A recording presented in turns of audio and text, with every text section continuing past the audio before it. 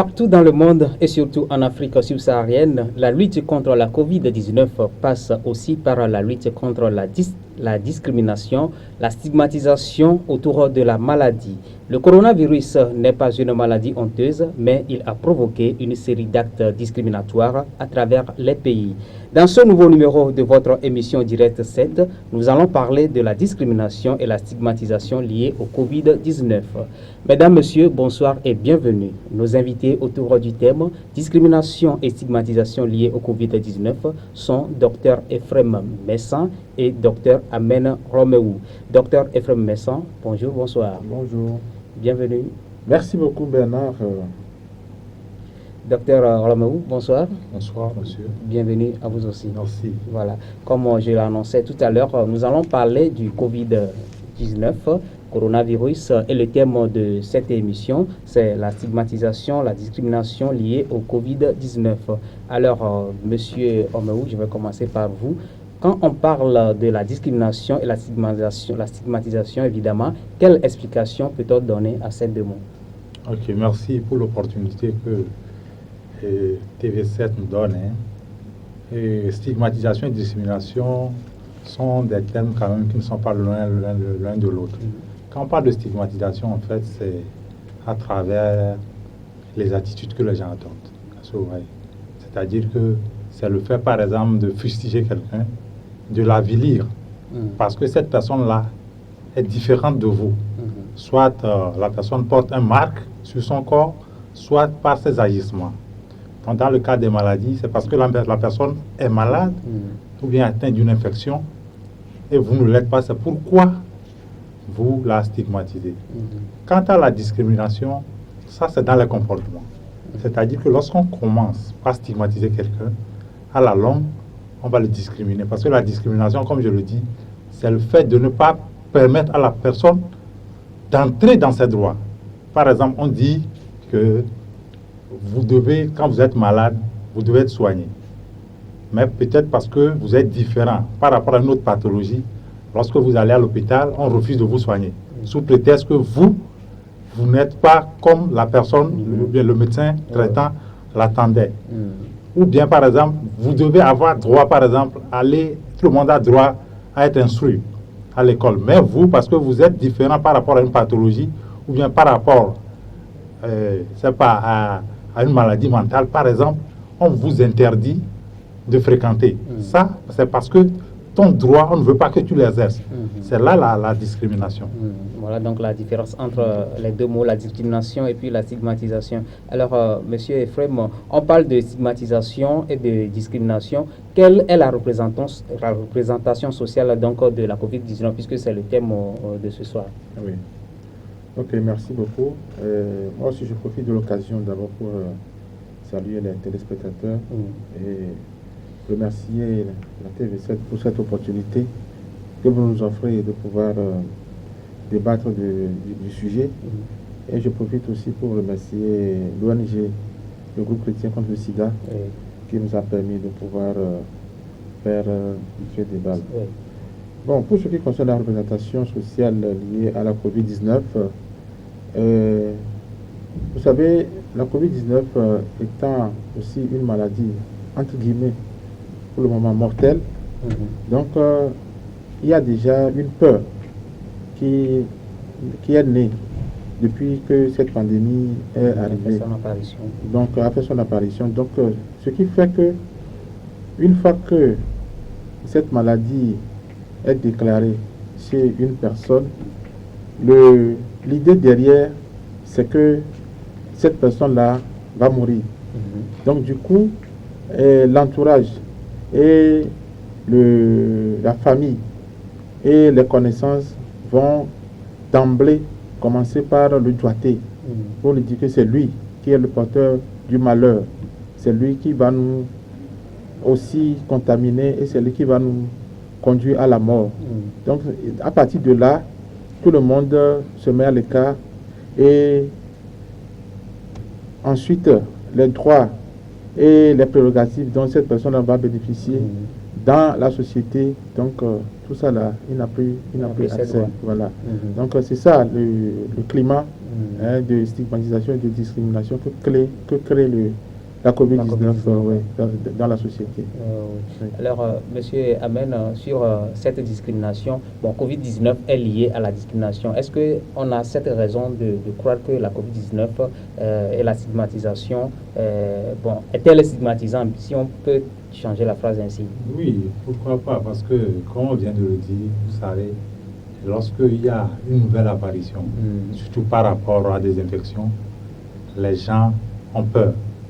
Parce qu'ils ne connaissent pas, par exemple, les modes de transmission. Pour le moment, en matière de Covid, nous savons que c'est une nouvelle maladie qui est là. Donc, les recherches même actuelles, vous verrez qu'aujourd'hui, on dit ceci, demain, on bat en brèche la certitude là pour dire encore autre chose. Donc, par rapport à ça, les gens ont peur. Et lorsque vous avez peur et que vous n'avez pas assez d'informations, surtout par rapport à la chose, la stigmatisation suit immédiatement. Parce que c'est une réaction, la stigmatisation, c'est une réaction naturelle chez les gens. Parce que lorsque tu as peur de quelqu'un, tu fais tout pour te défendre. Maintenant, dans la défense, là, c'est écarter l'autre. Donc, ce qui fait que comme Covid-19 est là, et pour le moment, les informations que les gens ont ne sont pas assez suffisantes pour l'appréhender.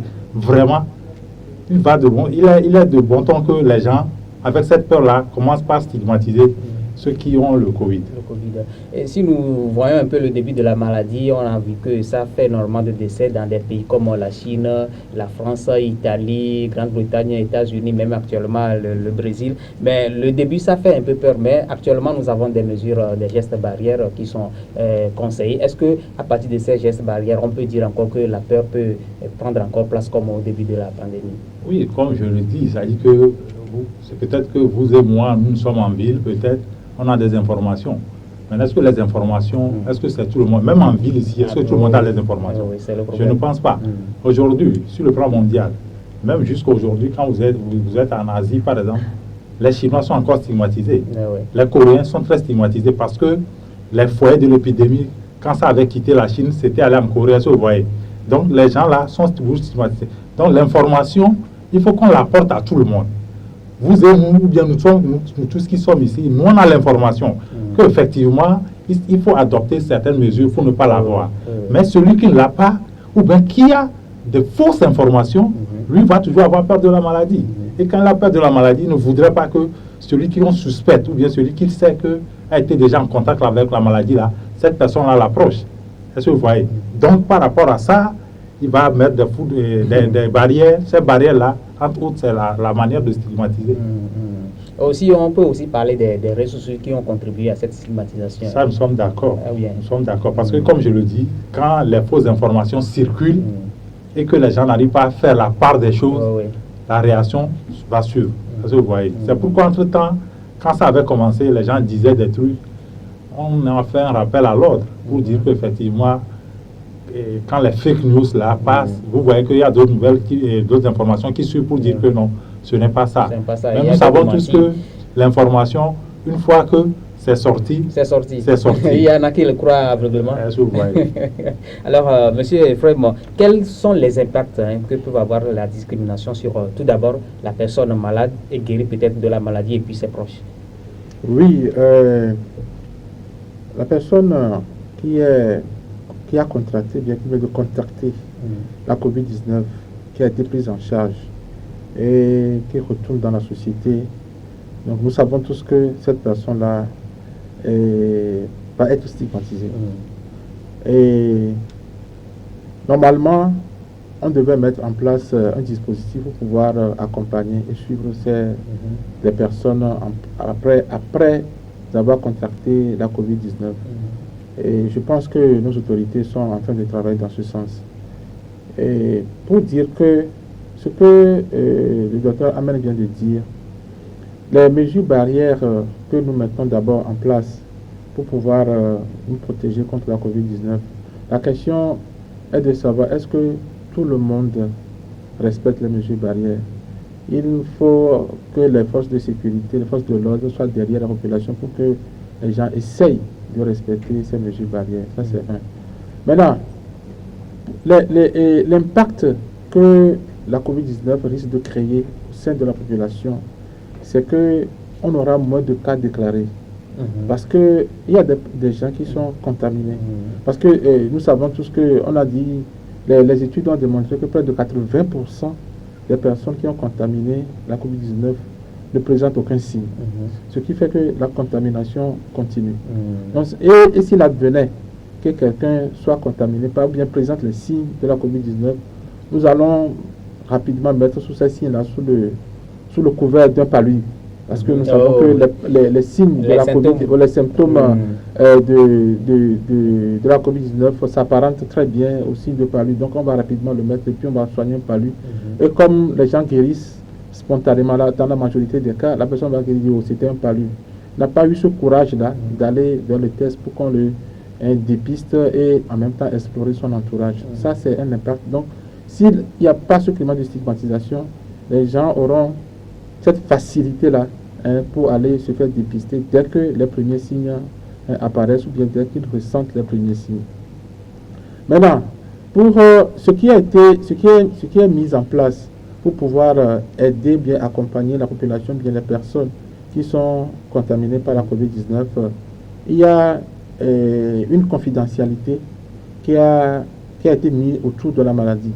Bon, cette confidentialité fait que quelqu'un qui vient d'être infecté par la COVID-19, même si on le dépiste positif, ne va pas on ne va pas l'afficher. Voilà, braquer un projecteur sur lui pour dire que voilà un cas. Depuis là aussi, les gens sont toujours en attente de voir même les cas de personnes infectées à la COVID-19. Ils n'en voient pas. Si nous prenons par exemple l'exemple du VIH, je ne sais pas si vous vous rappelez, les premières images, les premières photos qu'on a passées à la télé, sur les médias, concernant les personnes avec le VIH, ces images-là ont fait que la psychose est née, et cette psychose-là, c'est ça qui nous suit jusqu'à maintenant. Donc les gens attendent toujours de voir qu'on leur présente des personnes qui sont malades de la COVID-19. Jusque-là, on n'en a pas encore vu. Moi-même, je n'en ai pas encore vu. Donc, et je ne sais pas si on va en arriver là, mais moi, je pense que ce ne sera pas une bonne chose de le faire. Donc, c'est cette confidentialité-là qui est mise en place, ce qui fait qu'une personne qui est infectée à la COVID-19 est prise en charge sans que même l'entourage, la famille ne soit au courant. Donc, je pense que c'est une très bonne chose que les autorités ont mis en place pour accompagner ces cas-là. Oui, maintenant, ma deuxième question, ça porte sur les proches immédiats du malade. Peut-être que la personne a été malade, on l'a traité, il est revenu à la maison. Maintenant, ses proches, peut-être qu'ils vivent dans la même maison que lui. Quel sera l'impact de cette maladie?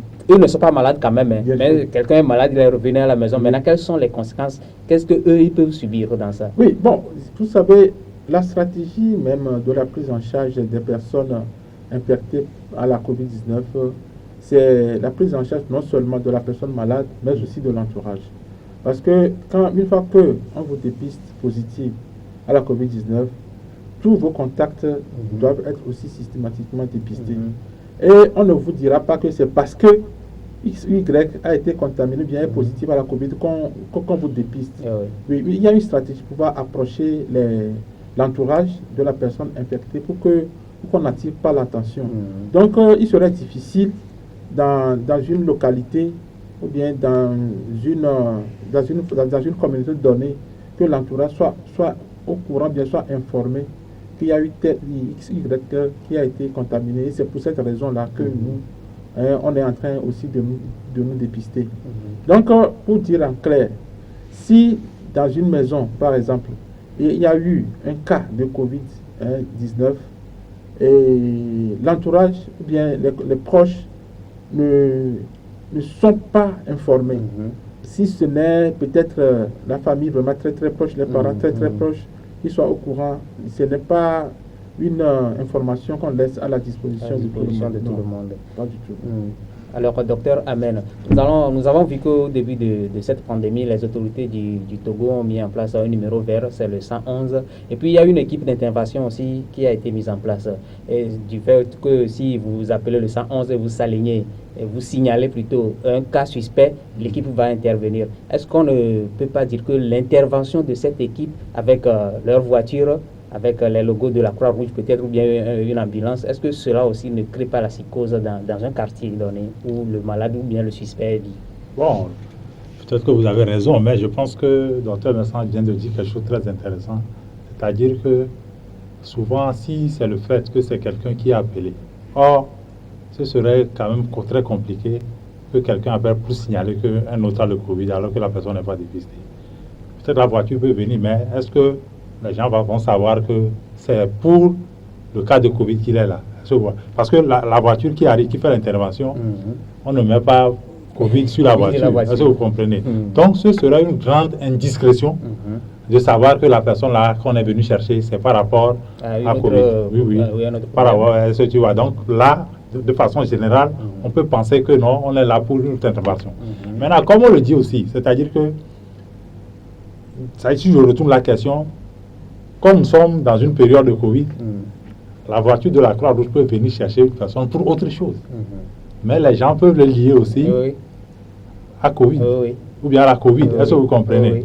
Donc, comme on le dit, je pense que ce qui est fait normalement, c'est de tout faire pour exposer le moins possible la personne. Mais nous savons tous que, quelles que soient les mesures, on ne peut pas à 100%, comment l'appelle-t-on? Assurer cette sécurité. Assurer ce que tu vois.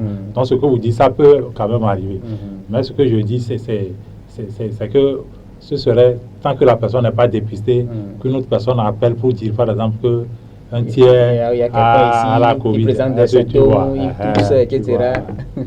Je voulais un peu nuancer ou bien renseigner ce que le docteur Ahmed vient de dire. Par exemple, la manifestation les symptômes de la Covid, nous les connaissons.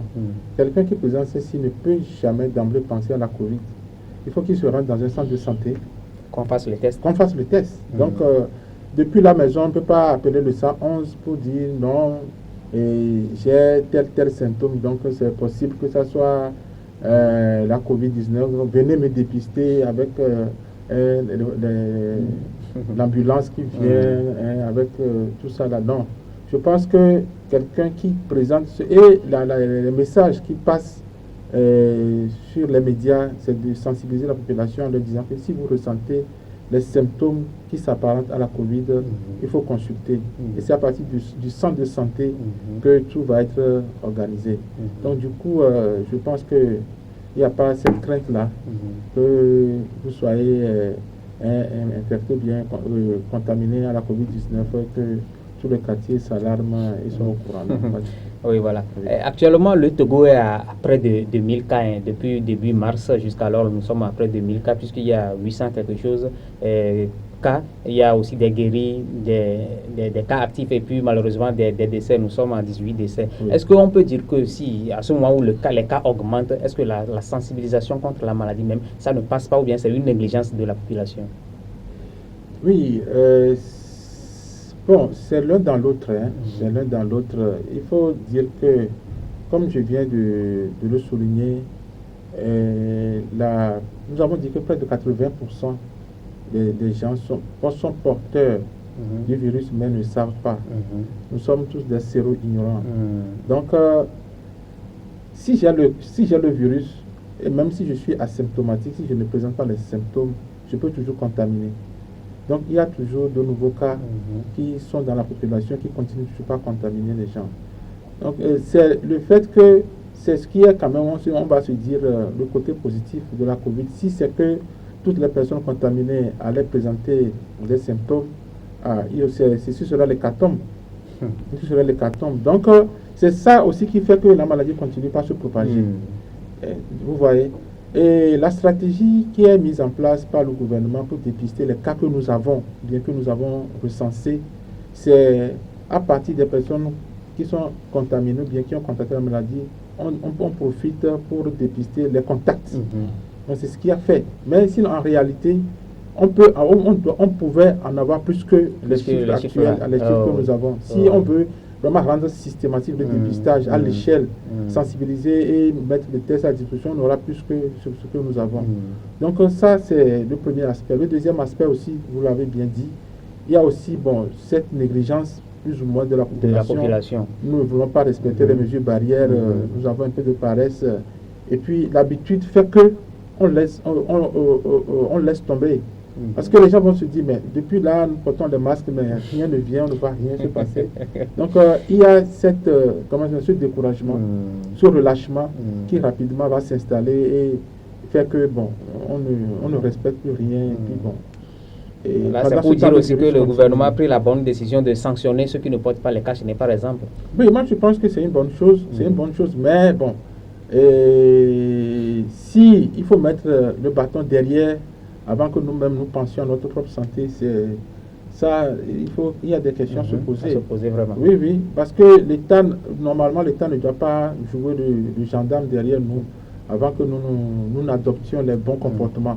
Donc, c'est la sensibilisation qui doit continuer quand même. On ne va pas baisser les bras et continuer par sensibiliser et attirer l'attention des communautés sur le fait que c'est pour leur bien-être. L'État n'a rien à voir. C'est vrai que l'État est garant de la santé de la population, mais avant tout, c'est nous-mêmes qui devons prendre soin de nous. Voilà.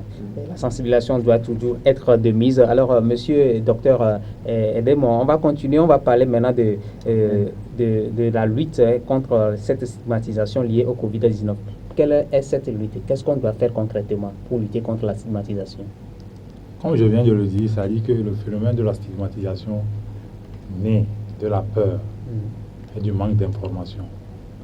Donc aujourd'hui, si c'est que les gens ont assez d'informations, on peut commencer par là. On n'a pas de sensibilisation. Donc aujourd'hui, ce qu'on peut faire pour le moment, c'est de continuer par sensibiliser. Parce que si tu sais par exemple que effectivement, au jour d'aujourd'hui, ou bien aujourd'hui, il n'y a pas de médicaments, il n'y a pas de vaccin contre. Mais si tu sais que les mesures barrières dont on parle par exemple, ça peut te permettre de ne pas être infecté, il faut l'adopter. La stigmatisation, c'est parce que les gens ne savent pas comment se protéger contre la maladie.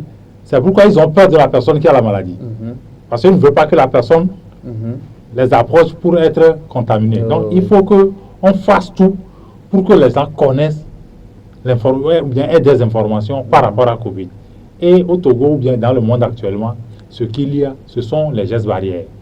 Donc, dans ce sens-là, on doit toujours continuer. Tout à l'heure, vous avez posé la question de savoir, est-ce que ce que l'État a mis en place, c'est-à-dire que le fait d'amender les gens, est-ce que c'est bon? Est-ce que vous voyez? C'est-à-dire que lorsque vous êtes État, comme je viens de le dire, c'est-à-dire qu'il y a des mesures, vous devez veiller sur votre population. Par exemple, les gens qui ne veulent pas le faire, on est obligé de les contraindre. De les obliger. Parce que le problème qui se passe, c'est que la maladie ne regarde pas que toi. Si tu ne veux pas te protéger, on doit t'obliger à protéger les autres. Parce que vous voyez. Donc, je pense qu'on doit le faire. Dans l'intérêt de tout le monde. De tout le monde. Donc, aujourd'hui, quoi qu'on dise, il n'y a pas de vaccin, il n'y a rien.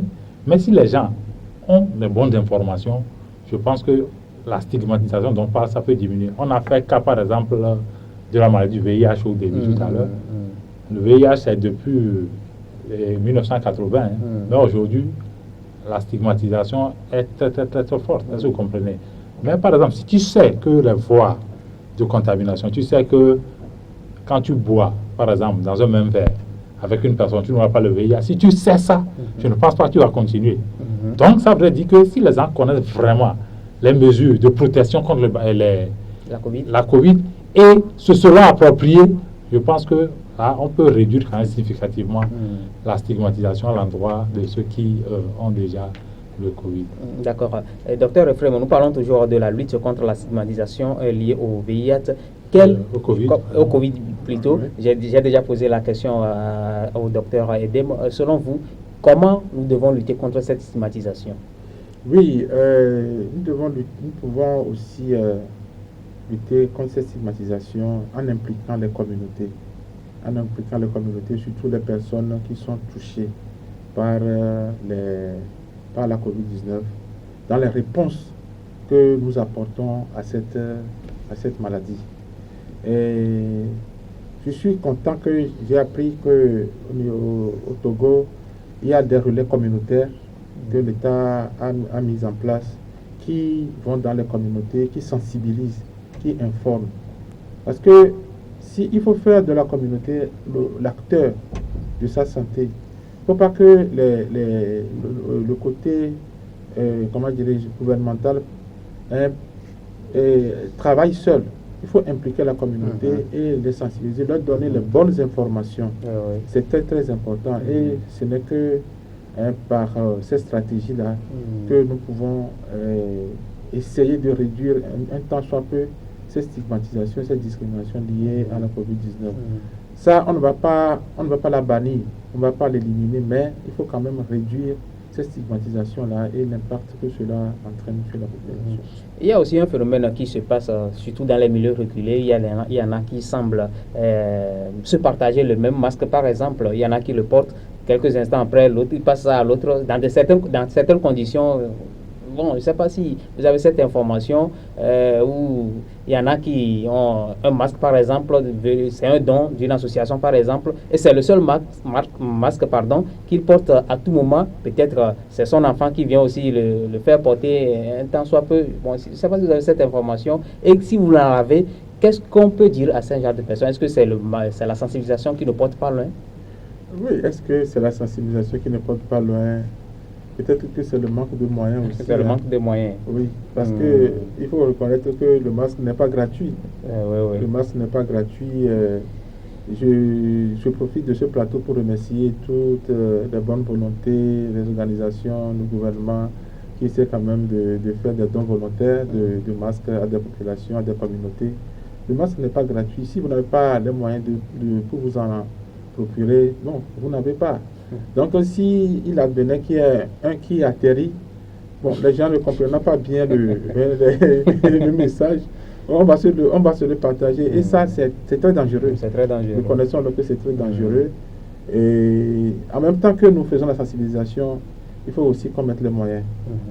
On en a dans les communautés pour les sensibiliser, mettez les masques. Maintenant, il y a les masques en tissu qui sont aussi très efficaces. En y allant, bon, amenons aussi quelques masques pour aller distribuer. C'est le manque de moyens qui fait que les gens adoptent ces pratiques-là. Voilà. D'accord. Nous sommes presque arrivés à la fin de cette émission. Il nous reste quelques minutes. Docteur Aïdem, un dernier mot. Amen. Non, ça dit que c'est mon mot, c'est le remerciement au groupe chrétien contre le sida qui quand même essaie chaque fois d'être à l'avant-garde lorsqu'un problème se pose comme ça, de passer par les canaux pour pouvoir sensibiliser. Et aussi TV7 aussi pour l'opportunité qu'ils nous donnent. Parce que ce genre d'émission, surtout ces moments-ci, je pense que c'est vraiment important.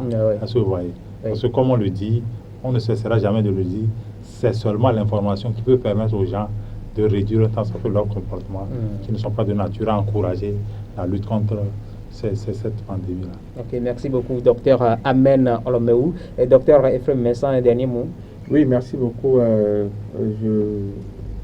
Je m'envoie à celle du docteur Amen pour remercier encore une fois le groupe chrétien contre le sida au Togo, TV7, qui ne manque jamais de ces occasions comme ça pour nous faire appel pour sensibiliser, informer la population sur la COVID-19, qui est une nouvelle maladie que nous sommes tous en train de découvrir chemin faisant. Donc, on n'a pas encore la maîtrise totale de cette maladie. Même l'OMS est en train de se chercher. Nous espérons que les mois à venir, on aura encore beaucoup plus d'informations précises pour que nous puissions vraiment venir à bout de cette pandémie. On l'espère vraiment. Oui. Pourquoi pas un vaccin ou bien un médicament? Pourquoi pas, c'est ça. Voilà. Nous sommes arrivés à la fin de l'émission. Chers téléspectateurs, je rappelle que nous avons parlé de la discrimination et stigmatisation liée au Covid-19. Merci de nous avoir suivis. Portez-vous bien évidemment et bonne soirée chez vous.